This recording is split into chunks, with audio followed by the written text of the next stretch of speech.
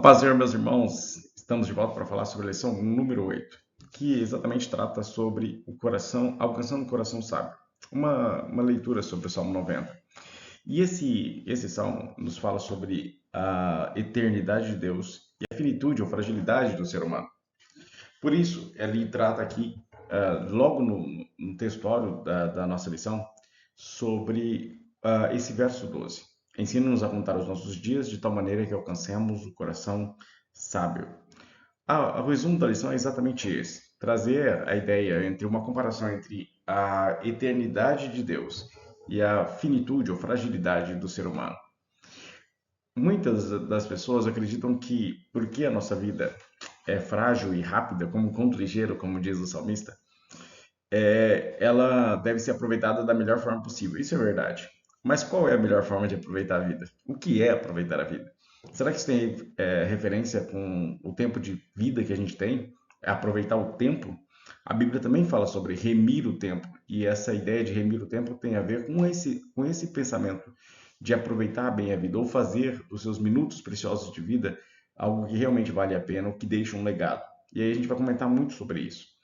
Uma das coisas que mostrou a fragilidade da vida humana nesse tempo que nós passamos é a pandemia. A pandemia mostrou o quanto o ser humano é frágil e o quanto nós temos fim no final das contas, né? Nós temos um período de tempo em que é final na nossa vida. E enquanto isso, enquanto a gente vive, o que a gente faz com o que a gente vive, né? Como a gente alcança a sabedoria? Muitas das, muitas das concepções de sabedoria se aplicam ao tempo em que se vive. William Shakespeare tem um texto interessante que fala: um dia você aprende. E uma das coisas que ele diz neste texto, um dia você aprende, é que a maturidade tem mais a ver com o que você fez da vida do que quantos anos você viveu. A ideia de sabedoria ela tem muita relação com com o nosso conceito de maturidade. A ideia de sabedoria bíblica tem muito a ver com o conceito de maturidade espiritual. Portanto, sabedoria não tem relação com idade. Existem, assim como jovens sábios, existem velhos tolos. E assim como existem velhos sábios, existem jovens tolos. A gente vai ter algumas exceções, algumas regras, a gente vai ter estereótipos que a gente planta na nossa mente e que às vezes traz a ideia de que uma pessoa que viveu muito tem muita sabedoria. E nem sempre é assim. Assim como também traz a ideia de que quem viveu pouco, poucos anos de vida, pode não ter sabedoria para passar, o que também é um erro. Na verdade, a ideia de saber aproveitar a vida é exatamente isso: construir dentro de si, no pouco tempo de vida que se tem, viver o máximo. E viver o máximo em proveito, e não em desperdício de vida. O que você faz com os preciosos minutos que você ganha para viver todos os dias? Essa é a pergunta que o Salmo 90 faz, é isso que ele vem tratar. E aí, a gente tem uma estrutura impressionante nesse salmo que vai nos fazer olhar para Deus, para o seu tamanho, para nos impressionar com a sua majestade e ao mesmo tempo entrar em choque com o contraste, com a nossa brevidade de vida. Então nós temos os primeiros 6 versos deste salmo exaltando a soberania de Deus. E a partir da segunda parte, ele faz o contraste, exatamente a diferença que há com a nossa vida.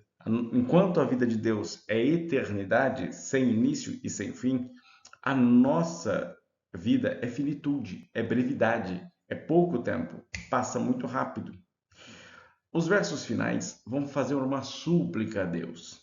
Vão buscar que Deus tenha misericórdia, já que Ele está muito acima de nós e pode nos auxiliar e segurar com suas potentes mãos e ter misericórdia de nós. Então, essa estrutura vai nos fazer refletir sobre este contraste entre um Deus que é eterno, soberano, todo-poderoso e nós, que somos frágeis, falhos e cheios de dificuldades.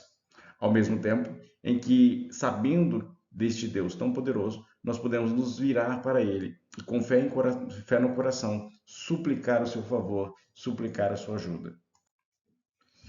Este salmo vai falar sobre todos esses sentidos. Vai exaltar a soberania de Deus. Olha como ele fala logo nos primeiros 6 versos. Senhor, tu tens sido o nosso refúgio de geração em geração. Antes que os montes nascessem, isso exalta o fato de Deus ser antes de tudo. ser o formador de todas as coisas, ou que tu formaste a terra, o mundo, sim, de eternidade em eternidade tu és Deus. Esse conceito de eternidade não é algo fácil de se assimilar na nossa mente, porque nós temos tudo em nós, tudo na nossa concepção teve início e tem fim. Tem uma história, começo, meio e fim. Porém, Deus não é assim. Muitos cientistas debatem acerca do universo, tentando entender se o universo teve início ou se foi um reciclo total. Ou seja, um ciclo que inicia essa massa final dá origem a um outro universo, e assim sucessivamente, e teoricamente o universo seria como Deus, eterno, não teria início. Todas essas teorias acabam tentando negar o que a gente chama de design inteligente, que é a ideia de que há uma mente por trás da criação de todo o universo. E essa tese muitas vezes tenta ser refutada, porque é impossível que algo não tenha início. E eles tentam refutar essa tese exatamente dizendo que o universo não teve início. E essa discrepância nos faz com que a gente olhe para esse conceito em Deus de eternidade, de alguém que não tem um tempo em que não existisse, alguém que não teve um ponto inicial, um start inicial, um Big Bang. Deus sempre existiu e sempre vai existir. E é quando a gente chega a essa conclusão é que a gente percebe o tamanho desse Deus. Ele ainda continua dizendo: Tu reduzes o homem à destruição e dizes: Volvei, filho dos homens. Ele está falando da morte. Porque 1000 anos são aos teus olhos como um dia de ontem que passou e como a vigília da noite. Aos olhos de Deus, toda a eternidade, todo o tempo, e aí esse eufemismo de utilizar 1000 anos como uma unidade de medida, não são 1000 anos literais. Ele está dizendo para o Senhor um espaço longo, uma era, é como se fosse a dia de ontem, como se fosse um pequeno cochilo. E como se fosse apenas um pedaço da noite. A vigília da noite era a noite, o período noturno, das 6 da tarde às 6 da manhã, dividido em 3 grandes vigílias, ou em 4 grandes vigílias, dependendo do conceito judeu-romano, em quatro ou 3 grandes vigílias, com um período de tempo cada um. Então, se nós dividíssemos em 3 grandes vigílias, seria uma vigília de 4 horas. Ou se nós dividíssemos em 4, seria uma vigília de 3 horas, em que para Deus, esses 1000 anos seriam como essa vigília. Tu levas como corrente de água, são como um sono, são como a erva que cresce de madrugada. São como a erva daninha pequena que cresce e morre no mesmo dia. De madrugada cresce, floresce e à tarde corta-se e seca.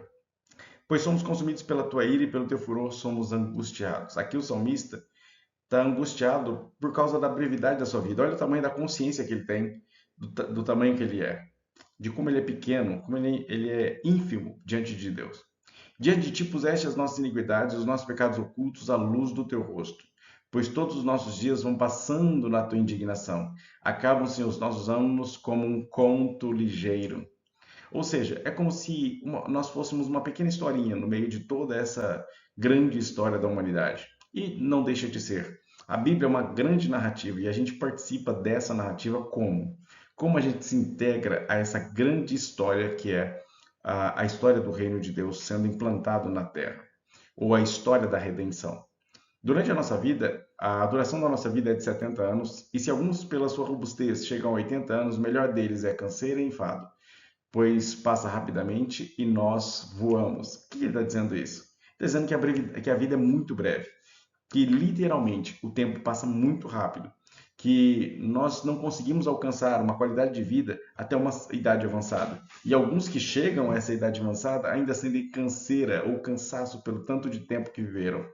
Sabe aquela pessoa que depois que chega dos 90, 100, tá tudo alegrona, mas está dizendo, poxa, eu não vejo a hora de descansar da vida.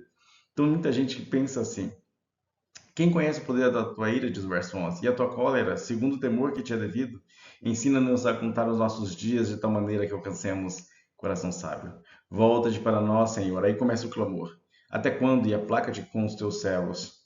Sacia-nos de madrugada com a tua benignidade, para que nós regozijemos e nos alegremos todos os dias. Alegra-nos pelos dias em que nos afligiste, e pelo ano que vimos o mal. Ou seja, Senhor, ajuda-nos no momento das tristezas. Sabe aquele negócio de nostalgia, de voltar no tempo e ver o quanto você sofreu para chegar até onde você chegou? É isso que está dizendo esse salmo. Esse salmo vai falar sobre todos esses conceitos. E aí ele vai discorrer sobre essa vida, sobre o sentido da vida, sobre a questão de propósito. Ensina-nos a contar os nossos dias, exatamente falar, me faça o dia valer a pena. Me faça entender por que, o meu tempo vale a pena. Por que vale a pena eu viver. E o que eu vou deixar? E aí é uma pergunta que eu te faço. O que você vai deixar? Você vai deixar patrimônio ou legado? Tem um certo ditado que se popularizou na internet, inclusive. Alguns atribuídos a um autor, outros atribuídos a um sheik árabe. Cada um diz que é o autor dessa frase. Mas o sentido dessa frase é, em suma, um ditado bastante popular, que é avô rico, filho nobre, neto pobre. O que isso quer dizer? Quer dizer que se você deixar patrimônio, a tendência é que as próximas gerações apenas dilapidem o seu patrimônio. Quem foi, lembra da família Matarazzo, das grandes famílias que tinham muito dinheiro no Brasil, por exemplo, e que com o passar do tempo as gerações futuras foram dilapidando esse patrimônio e acabou-se. E já não se vê, ainda que tenha herdeiros, ainda que tenham pessoas com muito dinheiro nessas famílias, não são mais o mesmo poder. Ou seja, o avô era rico, o pai era nobre, mas o filho já vira pobre. Muitas vezes, alguns herdeiros conseguem criar a sua própria fortuna, buscar a sua própria fortuna, mas aí o ciclo recomeça. O que você precisa deixar é legado. E aí você vê o quanto grandes homens, os homens mais ricos do mundo, por exemplo, Bill Gates, Warren Buffett e tantos outros exemplos enormes de homens ricos, que ao final da vida descobrem que vão ter menos vida do que patrimônio. Eles sabem que, ainda que eles gastassem e dilapidassem todo o patrimônio, ainda assim eles morreriam antes do patrimônio acabar. E eles não veem sentido mais naquilo. E eles começam a perceber que eles deveriam deixar legado. Então eles criam fundações. E aí cria uma fundação, uma busca filantrópica para trazer sentido, para deixar legado, para deixar alguma marca na humanidade. E aí é esse o ponto. Às vezes a busca é egoísta, é por mero desejo de fama ou mero desejo de deixar uma marca na história. E não é um sentido de tentar ajudar verdadeiramente uma pessoa, mas sim perpetuar o seu nome na história. Porém, mesmo assim, eles entendem que patrimônio não é o legado e que legado não tem tanto a ver com patrimônio. Por isso é importante que você pense também sobre isso. Será que você vive o seu dia, vive a sua vida de modo a deixar um legado, deixar alguma coisa para as próximas gerações? Ou será que você só vai buscar patrimônio? Se for isso, você está caindo na mesma aflição do salmista do Salmo 90. Você, no final das contas, precisa pedir a graça do Senhor, como diz o verso 17. Confirma sobre nós a obra das suas mãos. Sim, confirma a obra das suas mãos. A obra das nossas mãos. Ele está dizendo, Senhor, me ajuda a deixar um legado. Me ajuda a enxergar o propósito da minha vida. Me ajuda a ter sentido nesse tempo tão pequeno que eu vou viver aqui na Terra. É disso que ele está falando. Por isso, ele vai fazer esse contraste enorme nos primeiros versos. El Olam quer dizer o Eterno. Muitos judeus e muitos árabes, inclusive, se referem a Deus como o Eterno. O choque que nós temos diante dessa ideia de eternidade, neste conceito de bilhões, de milhões de anos, tratar sobre isso e olhar para o nosso período de tempo de vida tão pequeno, nos faz entender e ter consciência da nossa finitude. Se a gente vive a vida como se a gente fosse eterno, o que acontece? Nós vivemos uma vida irresponsável. Durante um bom período da vida do ser humano, principalmente na adolescência, o ser humano acredita que é invencível e que é eterno. E a sua falta de consciência de finitude o faz muitas vezes ser irresponsável. E é por isso que a gente precisa cada vez mais cedo buscar a sabedoria de Deus para entender a nossa mortalidade, para entender a nossa finitude e a entender realmente qual que é o valor das coisas. Porque se você não entende o valor das coisas, você sempre vai colocar preço em tudo. E aquilo que realmente, como eu disse nessa frase, é aquilo que realmente tem valor, não tem preço. Se você não entende o valor das coisas, você vai colocar preço em tudo. Então, a mulher vai ter preço, homem vai ter preço, a vida vai ter preço, o tempo vai ter preço, tudo vai ter preço e nada vai ter valor. Vai chegar um tempo em que você vai poder pagar tudo, o preço, mas não vai conseguir ter nenhum tipo de valor. E aí as coisas passam a não ter valor para você, a vida passa a não ter sentido para você, e ainda que você seja milionário, o dinheiro não vai fazer diferença e não vai te fazer feliz. Entende? Então, é preciso que você entenda o valor das coisas. E para isso você precisa ter consciência da sua finitude. Você precisa ter consciência de que o tempo que você tem é curto demais para gastar com coisas pequenas. É preciso observar aquilo que realmente tem valor. E é por isso que Deus tem que estar no centro da nossa adoração e no centro do nosso pensamento. Porque Deus não tem preço, Deus tem valor. Estar com Deus não tem preço, tem valor. E é por isso que a gente precisa discutir este salmo. E é por isso que nesses primeiros versos do salmo, o salmista já vem dizendo, já vem exaltando essa eternidade de Deus, que o faz enxergar em contraponto, em contraste, a sua própria mortalidade, a sua própria finitude. Entende? Então, quando você percebe que no final das contas você não vai conseguir levar o teu patrimônio no caixão, quando você perceber que todos os seus títulos não adiantam nada diante de uma doença mortal, você, quando você perceber que tudo que você conquistou na vida não vai valer nada se você não tiver sentido para a vida, aí você vai começar a entender por que Deus é importante no andar da sua vida, por que é importante ter Deus no seu coração. 1 Coríntios 15, 53, 57 fala de Paulo nos dando a esperança de alcançar um corpo glorificado. É quando Paulo diz, olha, vai chegar um tempo em que essa finitude que nós enxergamos no Salmo 90 vai acabar.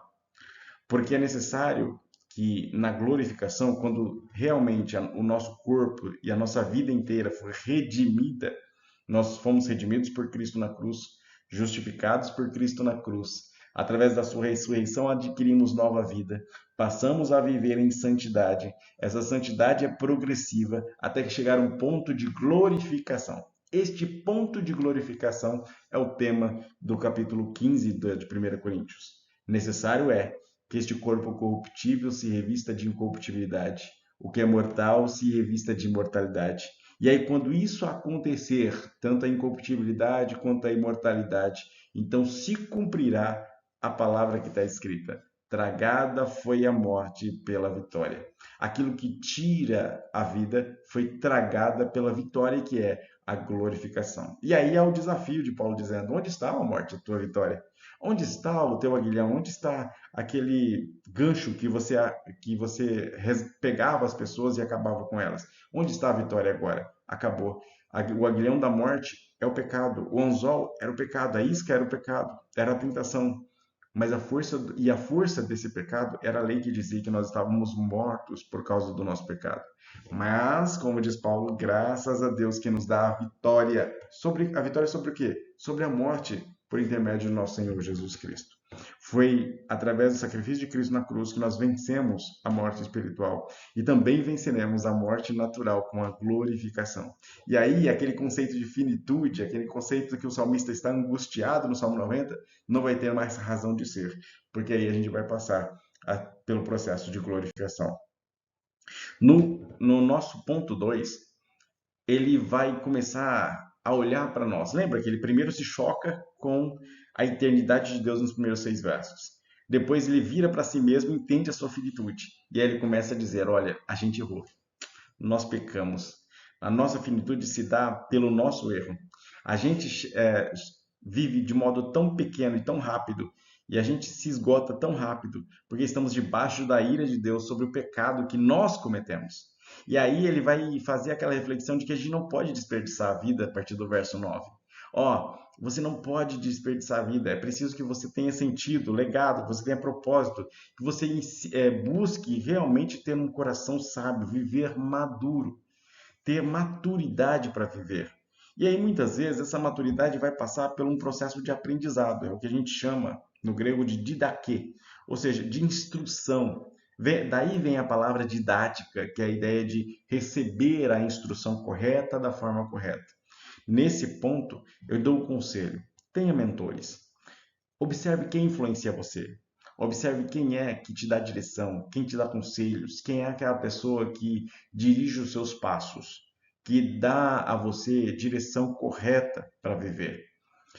É essa pessoa que muitas vezes pode ajudar a você decidir sobre a sua vida e guiar a sua vida e alcançar a sabedoria, mesmo que você tenha poucos anos de vida. Porque se você viver pouco tempo sob a tutela de alguém importante, você vai fazer diferença no mundo. Vou te dar um exemplo claro. Alexandre o Grande, conhecido como Alexandre Magno, filho de Filipe, o Conquistador, ele conquistou todo mundo conhecido com apenas 33 anos de idade. Sabe quem foi o mentor dele? Aristóteles. E foi exatamente a capacidade de Aristóteles de ser didático, de ensiná-lo, de inspirar, ah, com o pouco tempo de vida que Alexandre tinha, inspirou em Alexandre todos os seus talentos, toda a sua força, ao ponto de Alexandre não ser traído por ninguém. Os seus capitães morriam por ele, exatamente porque ele era um grande líder. É preciso, portanto, observar que em pouco tempo de vida, Alexandre aprendeu muito e foi maduro o suficiente para se tornar um grande líder, mesmo tendo pouco tempo de vida. Nós também podemos, com bons mentores, acelerar o nosso processo de aprendizado, a nossa didática, e assim conseguir alcançar coração sábio com pouco tempo de vida. Às vezes isso vai levar alguns anos, às vezes isso vai exigir paciência, porém é possível sim otimizar, remir o nosso tempo, alcançando sabedoria, buscando Deus e tendo pessoas corretas do nosso lado, pessoas que realmente nos inspirem, nos deem mentorias, ou seja, nos mentore, nos coloque o pensamento na direção correta, na direção do pensamento correto. E também nas atitudes que realmente frutifiquem e não fiquemos gastando o nosso tempo naquilo que é inútil, naquilo que não vai gerar valor, naquilo que no máximo vai oferecer-nos subsídios para dar preço às coisas. É importante que a gente tenha pessoas que nos façam olhar. E nem sempre essas pessoas vão concordar com tudo que a gente fala, diz ou pensa. Mas essas pessoas serão importantes para nos guiar no caminho, na direção correta. Então preste bem atenção em quem você está ouvindo, quais são as pessoas que te dão a direção, e quais são as pessoas que te dão conselhos. Cuidado com quem influencia você. Peça a Deus para que te ajude a não desperdiçar a sua vida ouvindo as pessoas erradas, caminhando com as pessoas erradas e sendo influenciado pelas pessoas erradas. Tenha bons mentores. Seja consciente de que você não é perfeito sozinho, de que você comete erros, de que você se abandonar-se à própria sorte, ou seja, se você se guiar único e exclusivamente pelo seu próprio coração, a sua tendência é mais de errar do que de acertar. Busque em Deus sabedoria. Por fim, o ponto 3 vai falar sobre a alegria e a benignidade que existe em buscar a Deus, no próprio Deus. Essa busca por sabedoria e alcançar a sabedoria, a maturidade espiritual, que faz com que nós colhamos frutos agradáveis. E exatamente a falta de sabedoria que faz com que nós colhamos o contrário, frutos desagradáveis, quando a nossa vida vai na contramão dos valores de Deus. E é aí que a gente precisa entender o como a gente precisa remir o nosso tempo, utilizar de forma correta o nosso tempo, buscando as coisas de Deus. Quando Mateus diz, buscai primeiro, quando Jesus diz, buscai primeiro o reino de Deus e as demais coisas, estas coisas vos serão acrescentadas, ou seja, aquilo que é essencial te será acrescentado, busque primeiro o reino de Deus, ele está dizendo, olha, você precisa fazer a diferença entre aquilo que é essencial e aquilo que é meramente importante. Aquilo que é urgente e aquilo que é meramente importante. Existem coisas que são essenciais, urgenciais, urgentes em nossa vida. E nesta categoria, o primeiro lugar deve ser ocupado por Deus. Portanto, tudo que você fizer tem que redundar na glória de Deus. Vai ser um médico, seja o melhor médico. Não por você, mas para que a glória de Deus seja manifesta. Vai ser engenheiro, seja o melhor engenheiro, faça as coisas com responsabilidade, porque você vai glorificar a Deus nisso. Vai ser físico quântico, vai ser servente de pedreiro, vai ser varredor da rua, vai ser o que for, o que você for fazer. Tudo viva para a glória de Deus. E quando você fizer isso, você vai encontrar sabedoria nas coisas mais simples. E vai descobrir que as pessoas vão enxergar sabedoria em você, mesmo muitas vezes você sendo muito diferente delas em status social, em status acadêmico, em preparação formal, não importa. A sabedoria ela não precisa de diplomas, a sabedoria não precisa de notas, a sabedoria não precisa de títulos acadêmicos, a sabedoria precisa de um coração pronto a viver de modo digno e que possa, sim, alcançar experiências positivas com o tempo que tiver disponível. Ou seja, uma pessoa que realmente reflete sobre a vida, uma pessoa que realmente entende que ela é finita e que a sabedoria de Deus é que nos prepara para ser maduros. Por isso, nós vivemos sobre graça e não sobre mérito. É por isso que não adianta a gente achar que por causa do conhecimento bíblico que temos, das versões diferentes de Bíblia que decoramos sobre a nossa cabeça, do grego ou do hebraico que aprendamos, ou de tudo aquilo que façamos para a obra de Deus, o fato de ter um grande templo, de uma grande igreja, ou qualquer coisa que seja, ainda que o meu dízimo seja o maior da igreja, ainda que tudo que eu faça seja para o reino de Deus, não é mérito. Tudo que temos e somos vem da graça de Deus. Nós vivemos sob esta graça. E a gente precisa entender que se a gente um dia colocar a força ou nos fiar na força do nosso braço, a gente perde. No dia em que a gente achar que a gente pode fazer as coisas sem consultar a Deus antes ou sem a mão de Deus nos auxiliando, nós perdemos. Se nós acharmos que podemos viver os desafios da vida, tomando as decisões na nossa própria consciência ou segundo padrões racionais apenas, nós perdemos. E aí nós chegaremos a um fundo do poço em que a única opção será olhar para cima. E aí a gente vai entender o que é graça. Porque nesse momento nós não merecemos o olhar de Deus. Mas mesmo assim, mesmo no fundo do poço, nós tendo errado tantas vezes, nós não merecendo nada, Ele olha para nós debaixo de sua graça, estando neste olhar de graça. Por isso, o salmista, ele termina pedindo a Deus, me ajuda a achar o propósito, me ajuda a viver um propósito, me ajuda a me guiar por um bom propósito. Então, se você não tem um propósito claro na sua vida, busque em Deus, para que Ele confirme a obra dele nas suas mãos e que Ele confirme a obra das suas mãos baseado naquilo que Ele colocou no seu coração para viver. É nisso que você precisa entender. É esse tipo de sentido que você precisa buscar. E aí você vai encontrar Deus nesse propósito, buscando esse propósito, vivendo esse propósito. E aí você vai ter sentido na vida. E aí você vai olhar para este salmo de forma diferente quando você relê-lo. Você vai fazer ele como uma oração, como ele realmente é, um cântico e uma oração. Uma busca que Deus te dê sabedoria e maturidade para viver os desafios da vida e encontrar sentido tanto nas suas vitórias quanto nas suas derrotas. Encontrar sentido nas suas provações e, ao mesmo tempo, na sua caminhada no dia a dia como cristão. Amém, meus irmãos? Eu acho que nós terminamos aqui. Nós nos veremos na lição de número 9, em que falaremos sobre o próximo salmo, o Salmo 91. Eu espero você lá e espero que essa aula tenha sido bênção para você.